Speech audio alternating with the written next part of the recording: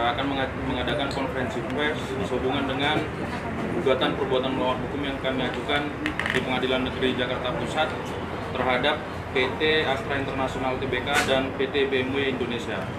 Perkara yang kami ajukan ini sudah terregister dengan nomor perkara 579-PDT-G-2021-PN Jakarta Pusat. Nah, adapun gugatan ini kami ajukan sehubungan dengan kondisi kendaraan dari klien kami yang mengalami kerusakan secara mendadak. Nah, untuk pertama, klien kami akan menyampaikan terlebih dahulu bagaimana awal mulanya terjadi peristiwa ini sehingga kami mengajukan gugatan. Silakan kepada Pak Dharma. Ya, terima kasih. Selamat siang, Bapak. Saya mengendarai mobil BMW X5 X-Drive 35i atau F15 pada tanggal 21 Januari tahun 2021 pagi hari. Saya dan keluarga saya melakukan perjalanan rencana dari dari Jakarta menuju Surabaya. Pada saat masuk di gerbang tol Kebun Bawang, baru ngambil karcis tol, tiba-tiba suara blaks bunyi. Tapi keluar dia, ternyata asgardan udah turun ke bawah, patah. Mobil nggak bisa bergerak, akhirnya dibantu dorong oleh petugas tol. Setelah itu, beberapa saat kemudian mobil kami derek ke bengkel Astra BMW di Jalan Sunter dan ketemu mekaniknya bernama Pak Elan dan menyatakan bahwa propeller shaftnya patah, asgardan itu Pak patah. Kami kaget juga kok bisa asgardan sampai patah. Pengalaman saya naik mobil, saya nggak pernah mengalami asgardan sampai patah. Kalau kocak dia mungkin sering ya Pak. Menurut mereka memang itu ada kesalahan desain dari pabrik Pak.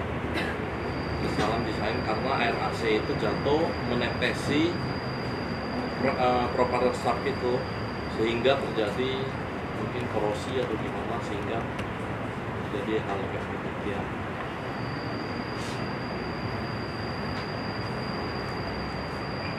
Dan dari kejadian tersebut kami beberapa kali mengadakan pertemuan dengan menghubungi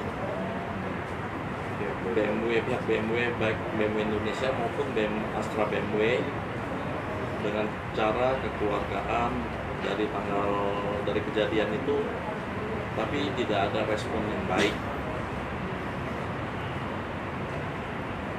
Hingga pada tanggal 3 Mei kami terpaksa menyerahkan pengurusan perkara ini ke tim Skylaw Film. Oke, sekian Pak. Saya rasa itu saja yang perlu saya sampaikan. Baik, kepada rekan-rekan media perlu saya sampaikan bahwa Pak Dharma ini bukan sebagai pribadi ya pemilik mobilnya, dia atas nama PT yang mana kebetulan Pak Dharma ini adalah direktur utamanya. Nama PT-nya itu PT Sinar Baru Permai.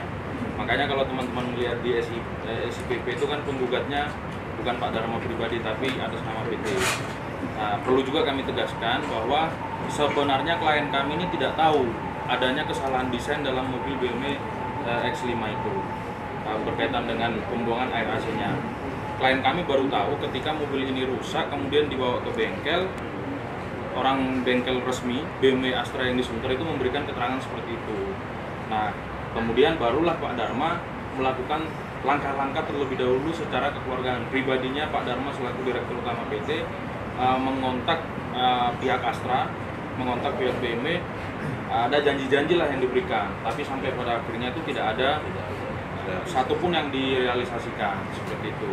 Nah, karena berbagai tindakan yang dilakukan Pak Dharma ini ternyata tidak membuahkan hasil, barulah kemudian kami Skylaw mewakili dari PT SBP itu mengajukan langkah-langkah hukum yang nanti langkah hukumnya akan dijelaskan oleh rekan saya Martin dan Bang Rahim.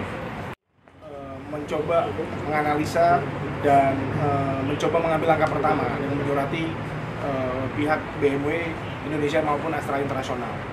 Dalam somasi pertama kami itu intinya kami meminta pertanggungjawaban terhadap BMW untuk kerusakan mobil yang dialami oleh klien kami ini, meminta pergantian unit baru. Terhadap somasi pertama tidak ada tanggapan dan akhirnya kami mengirimkan somasi yang kedua. Pada somasi yang kedua, pada pokoknya kami tetap sama, meminta pertanggungjawaban dari kedua perusahaan tersebut. Lebih seperti itu. Untuk mengenai mungkin ada tambahan. Ya, kemudian pada tanggal 7 Juni 2021 itu kami terima tanggapan dari saudara Jose Endro Nugroho. Tapi saudara Jose Endro Nugroho ini selaku marketing gitu. Marketing Customer Relationship Management BMW Indonesia, dan tanggapan yang dikirimkan oleh saudara Endro itu terhadap surat resmi yang kami kirimkan, yaitu somasi secara 2 kali, itu dikirimkan melalui email, bukan melalui surat. Lalu kemudian pada pokoknya yang tanggapan dari saudara Jose Endro tersebut itu membahas mengenai garansi. Padahal yang kami bahas, yang kami keluhkan itu bukan mengenai garansi, tapi mengenai kecacatan tersembunyi. Dugaan kecacatan tersembunyi inilah yang kami kirimkan kepada pihak baik itu PT Astra Indonesia maupun kepada BMW Indonesia. Nah, lalu kemudian pada tanggal 29 Juli 2021, BMW melalui saudara Jose Endro Nugroho lagi selaku marketing customer relationship memberikan tanggapan yang pada pokoknya menerangkan soal garansi mobil kembali. Jadi klien kami itu dibilang garansinya sudah habis. Kembali sekali lagi dan terus-menerus mengatakan membahas mengenai garansi, padahal bukan itu. Bukan permasalahan garansi yang kami permasalahkan, tapi kerusakan dari proper staff tersebut patah, dan itu diduga mengandung kecacatan tersembunyi.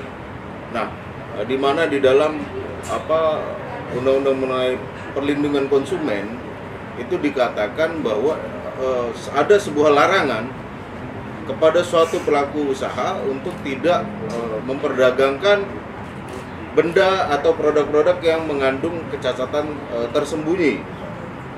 Mungkin itu yang saya sampaikan. Oke, baik teman-teman, perlu juga saya tambahkan kembali.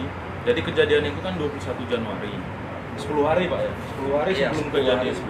10 hari sebelum kejadian itu, klien kami ini baru saja selesai servis resmi di bengkel resmi servisnya BMW Surabaya. BMW itu. Jadi klien kami pun sudah menerapkan, dia selaku konsumen itu sudah menerapkan kehati-hatian di mana mobil sebelum dipakai itu dibawa dulu ke bengkel resmi seperti itu.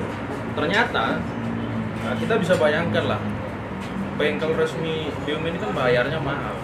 Ketika klien kami sudah bayar mahal untuk mendapatkan kenyamanan dan keamanan, tiba-tiba terjadi seperti itu. Nah, ini kan sangat dirugikan klien kami. Ini klien kami sangat beruntung waktu kejadian itu di pintu tol. Coba kita bayangkan ketika itu dalam posisi melaju, klien kami bersama dengan istri dan anaknya. Apa yang akan terjadi pada klien kami? Bukan tidak mungkin akan kehilangan nyawa, hanya karena adanya sesuatu yang kami duga sebagai cacat tersembunyi itu. Nah, ya disinilah. Tapi kami percaya bahwa langkah yang kami ambil ini adalah sebagai ikhtiar terakhir dari klien kami untuk menuntut pemenuhan hak-haknya dia, hak-haknya klien kami. Makanya langkah hukum yang kami ambil mengajukan gugatan ke Pengadilan Negeri Jakarta Pusat atas dasar perbuatan melawan hukum, yang mana kami menganggap kedua perusahaan yang tadi kami sebutkan itu melanggar ketentuan dalam Undang-Undang Perlinkos maupun pasal 1365 KUH Perdata atau BW, seperti itu. Tapi ada hal yang perlu kami sampaikan di akhir keterangan kami ini adalah kami percaya BMW Indonesia maupun PT Astra International ini kan dua perusahaan yang besar yang sudah lama bekerja atau melakukan usaha di bidang otomotif. Yang kami percayai bahwa mereka akan mengedepankan kepentingan dari konsumen dalam setiap tindakan-tindakan mereka. Dan kami percaya pula bahwa sebenarnya kedua perusahaan ini hal yang sangat kecil buat mereka untuk menyelesaikan atau memenuhi kepentingan ataupun hak-hak klien kami yang kami rasa telah dirugikan dengan kejadian ini. Nah, sejak awal klien kami ini hanya menuntut supaya mobilnya diganti. Karena apa? Alasan klien kami membeli mobil ini kan karena menganggap bahwa mobil itu aman dan nyaman. Seandainya sejak awal klien kami tahu bahwa ada kesalahan desain terkait dengan pembuangan air AC, nggak mungkin klien kami beli unit itu, seperti itu. Mungkin nanti teman-teman melihat seperti yang dirilis di berita CNN kan disebutkan bahwa kami menuntut ganti rugi kurang lebih 4M kerugian materialnya, seperti itu. Sebenarnya pada saat awal kami mengajukan somasi, kita tidak meminta sebesar itu. Tetapi karena kami melihat dari awal Pak Dharma mulai melakukan upaya sendiri dari bulan Januari sampai dengan kami mengajukan gugatan, tidak ada titik temu yang baik dari kedua perusahaan besar yang sudah kami sebutkan tadi. Mau nggak mau kami harus memperhitungkan setiap hari kerugian dari klien kami. Yang harusnya mobil itu dipakai oleh Pak Dharma untuk operasional dari perusahaan, akhirnya nggak bisa. Ini kan termasuk kerugian bagi klien kami. Itulah alasan kami kenapa meminta sebesar itu nilai ganti ruginya. Seperti itu, Pak ya. Oke. Sekian konferensi pers yang kami adakan. Terima kasih kepada teman-teman media yang telah menyediakan waktunya untuk meliput konferensi. Terima kasih.